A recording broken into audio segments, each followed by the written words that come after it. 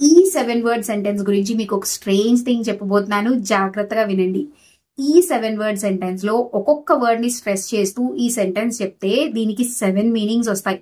మీరు ఏం చెప్తున్నారో మీకేనా అర్థమవుతుందా అనుకుంటున్నారా? వినండి. I never said she stole my money అంటే నేనెప్పుడు చెప్పలేదు తను నా డబ్బులు దాచేసింది అని. I never said she stole my money, నేను ఎప్పుడు చెప్పలేదు తను నా డబ్బులు దాచేసింది అని. I never said she stole my money, తను దాచేసింది కానీ నేను ఎప్పుడు చెప్పలేదు తను నా డబ్బులు దాచేసింది అని. I never said she stole my money, నేను ఎప్పుడు తన నా డబ్బులు దాచేసిందని చెప్పలేదు, తన కాదు ఇంకెవరో దాచారు. I never said she stole my money, తను నా డబ్బులు దాయలేదు, తను అడిగింది నేను ఇచ్చాను అంతే. I never said she stole my money, తను నా డబ్బులు దాచిందని చెప్పలేదు, ఇంకెవరో డబ్బులు దాచింది. I never said she stole my money, తను నా డబ్బులు దాయలేదు, ఇంకేదో దాచింది. చూసారా, ఒక సెంటెన్స్ కి 7 డిఫరెంట్ మీనింగ్స్.